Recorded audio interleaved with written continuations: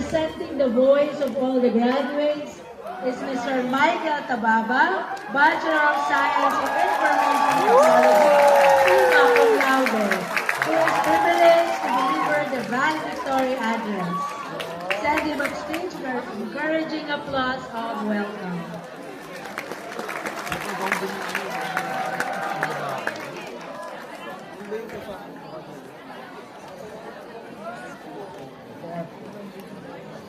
To our Honorable Mayor, Gerald S. Herman, together with Madam Mary Antoinette Herman, PTC College President, Dr. Annalisa F. Arcega, Vice Mayor Carlo U. Santos, Department Heads of the Municipal Government of Pateros, members of Sangguniang Bayan, Vice President for Administration, Professor Rolando S. Bayron, Vice President for Academic Affairs, Dr. Gloria S. Garcia, PTC Deans, Directors, Department Heads, Faculty Members and Staff, 2026 graduates, parents and guests, good afternoon.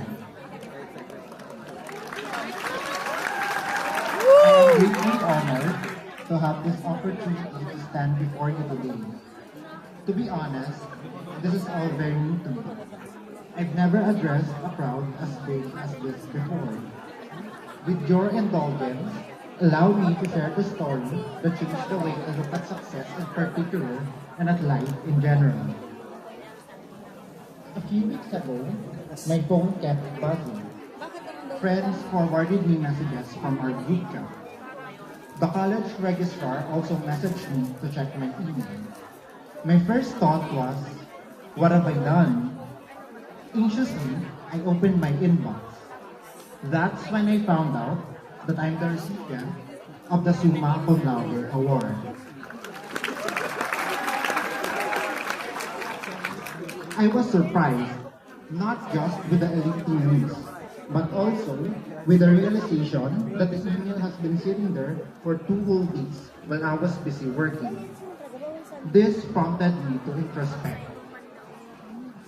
Even before graduation, my mind keeps anticipating about what will come next. I think about work, about my career, and about the future. I am so focused in preparing for the next chapter that I almost overlook one of the biggest moments of the chapter I am still in now. Somehow, I think this is the mindset of many of us graduates. Anticipating, cagey, and at times overly circumspect. We often tell ourselves, once I pass this semester, or once I finish this project, or once I graduate and get a job, we become experts at chasing tomorrow, not realizing that somewhere along the way, today, this day, is quietly turning into yesterday. Looking back now, besides the grades, I remember the many precious moments that I have often overlooked. The classmates I always meant to get to know, but never did.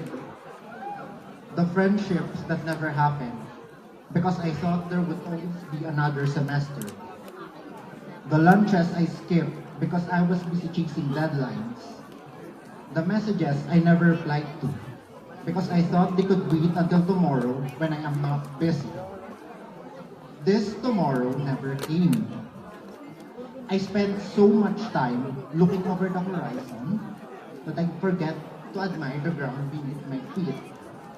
I kept postponing my happiness for a version of myself that will exist in the future. Life will keep asking us to move forward. I know not all of us have the privilege to slow down. Our responsibilities await the moment this ceremony is over. But living in the moment doesn't mean giving up our dreams. It simply allows us to savor today, the hard-earned efforts we exerted for all those juvenile college days. As we move on today, I hope we take something more valuable than our diplomas. I hope we learn to notice simple but significant moments or everyday life offers. The people around us, our small talks and conversations, our small victories. One day, these ordinary moments will become the memories we wish we could relive. Let us not live to regret missing out on these rare moments. Success is important. Dreams are important. But so is the life we're living while we pursue these dreams. Before I end, allow me to take a moment to express my gratitude to everyone who has done their share to realize this achievement.